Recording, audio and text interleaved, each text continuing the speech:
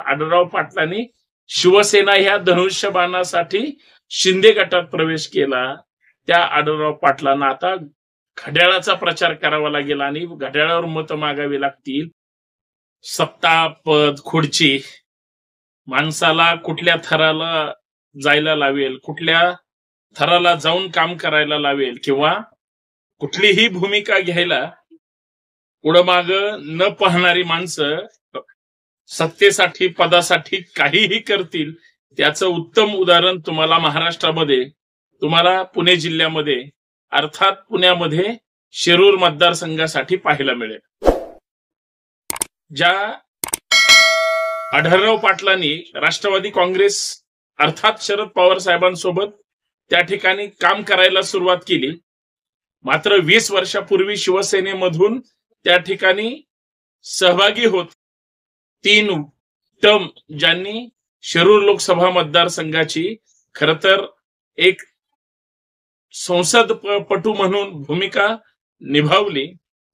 मतदारसंघात कामं केली की नाही केली हे मतदारसंघातल्या लोकांना माहिती म्हणूनच त्यांनी 2019च्या लोकसभेच्या निवडणुकामध्ये आढळराव पाटलांना अमोल कोल्हेच्या विरोधात पराभव त्या ठिकाणी स्वीकारावा लागला आणि लोकांनी मात्र अमोल कोल्हेंना निवडून दिलं.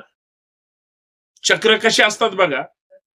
आज जे आढळराव पाटील स्वतःच्या स्वार्थासाठी शिवसेनेचे सुद्धा राहिले नाहीत, उद्धव ठाकरे साहेबांसोबत विभक्त झाले, म्हणजे उद्धव ठाकरे साहेबांना नेता त्यांनी न मानता त्यांनी शिंदे साहेबांना आपला सर्वोच्च नेता मानलं आणि शिवसेनेमधून जे काही 40 आमदार बाहेर पडले होते, जी काही शिवसेनेची विभागणी झाली त्याच्यामध्ये जसे आमदार बाहेर पडले तसे 10-12 खासदार सुद्धा बाहेर पडले.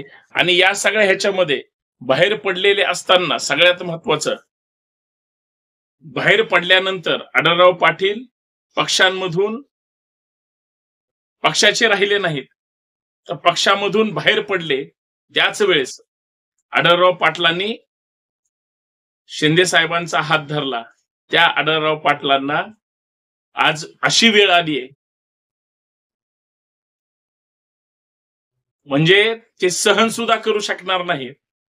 जी जागा राष्ट्रवादी काँग्रेसची आहे, ज्या शिरूर लोकसभा मतदारसंघाचा खासदार राष्ट्रवादी काँग्रेस पार्टीचा पवार साहेबांचा आहे,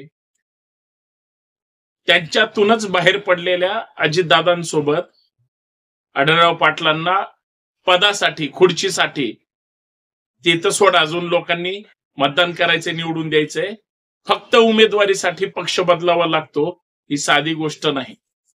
माणूस काय काय करत असतो म्हणजे राजकारणासाठी. काही लोक पक्ष फोडतात, काही लोक त्या ठिकाणी विचार फोडतात, काही लोक आपल्या नेत्याला धोका देतात, काही लोक आपल्या नेत्याच्या विरोधात त्या ठिकाणी जाऊन काम करतात, काही लोक आपल्या कार्यकर्त्याला सुद्धा काही मिळू देत नाही, सगळं स्वतःच घरं भरतात. पण काही लोक फक्त सत्तेपासून 5 वर्ष बाहेर राहिल्यामुळं परत सत्तेमध्ये एंट्री करण्यासाठी वेळ प्रसंगी पक्ष बदलावा लागतो. याच्यापेक्षा दुसरी दुर्दैवी गोष्ट कुठलीही असू शकत नाही. वाईट आहे हे सगळं. हे वाईट याच्यासाठी आहे, या महाराष्ट्रामध्ये सत्ताधारी पार्ट्या मात्र तिकीट वाटपासाठी एकमेकांच्या त्या ठिकाणी मला कसे जास्त जागा मिळतील म्हणजे सत्ताधारी युतीचे 3 पक्षामध्ये त्यांची त्या ठिकाणी भांडाभांडी सुरू आहे, तर दुसरीकडे विरोधी पक्षातल्या 3 पक्षामध्ये महाविकास आघाडीत त्यांचं त्या शीतयुद्ध सुरू आहे. वंचित नाराज आहे, परंतु कुणीही आपल्या मूळ भूमिकेपासून लांब गेलेलं नाही. इकडे बघा ना, शिरूर लोकसभा मतदारसंघात काय वेळ आणली. मला आठवतंय शिवनेरीवर छत्रपती शिवाजी महाराजांची 19 फेब्रुवारीला जयंती सोहळा शिवनेरी किल्ल्यावर असतो, आपण जायचो. आढळराव पाटील हे त्या भागाचे विद्यमान तत्कालीन खासदार म्हणून काम करायचे. तुम्हाला आठवत असेल तर हेच व्यक्ती उद्योगपती म्हणून, राजकारणी म्हणून किंवा मग मतदारसंघाचा एक लोकप्रतिनिधी म्हणून वेगळ्या वेगळ्या क्षेत्रामध्ये त्यांचं काम सुरू असायचं, त्याच वेळेस 2019च्या निवडणुका आल्या आणि छत्रपती संभाजी महाराजांची मालिकेतून भूमिका करणाऱ्या अमोल कोल्ह्यांच्या विरोधात फक्त एक स्टेटमेंट केलं होतं आढळराव पाटलांनी, की हा माणूस नाटकी आहे किंवा कलाकार आहे वगैरे वगैरे, आणि हिनवून बोलले होते. लोकांना ते सहन झालं नाही.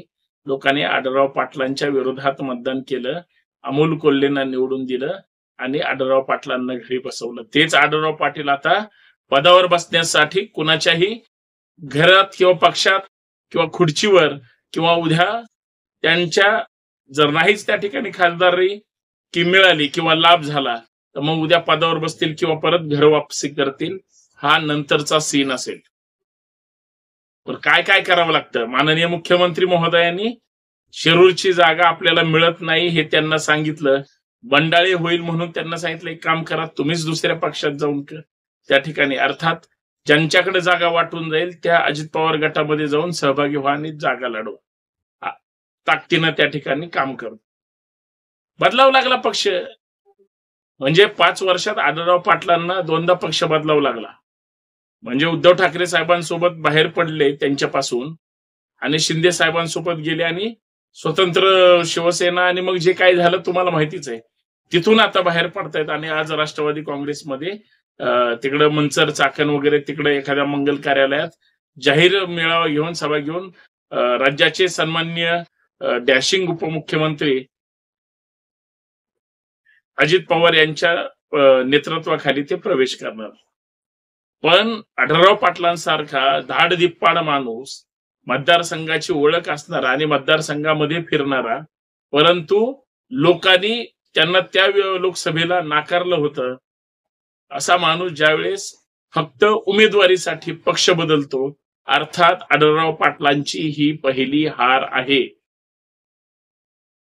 आढळराव पाटलांना माननीय मुख्यमंत्र्यांनी किंवा शिंदे गटाने जागा मिळून तर दिलीच नाही, परंतु त्यांना दुसऱ्या पक्षात पाठवून दिलं. ही आढळराव पाटलांची दुसरी हार आहे. आणि सगळ्यात महत्वाचं, ज्या आढळराव पाटलांनी शिवसेनेसाठी धनुष्यबाणासाठी जे काही पक्षांतर पक्षवाद झाला ते पक्ष नाव आणि चिन्ह ज्यावेळेस एकनाथ शिंदे साहेबांसोबत गेल्यावर आढळराव पाटलांनी शिवसेना ह्या धनुष्यबाणासाठी शिंदे गटात प्रवेश केला. त्या आढळराव पाटलांना आता घड्याळाचा प्रचार करावा लागेल आणि घड्याळावर मत मागावी लागतील. ही आढळराव पाटलांची दुसरी नव्हे तर तिसरी हार आहे. हे वेगळं सांगायची गरज नाही. म्हणजे 3 शाब्दिक पराभव आढळराव पाटलांना जिवारी लागू शकतात. हे फक्त सगळ्यांनी लक्षात ठेवा. फक्त मला एवढंच म्हणायचंय, स्वाभिमानाने विचाराने आपल्या नेत्यावर जर सर्वोच्च प्रेम ठेवलं आणि त्यांच्याशी एकनिष्ठ राहिलात, तुम्हाला काही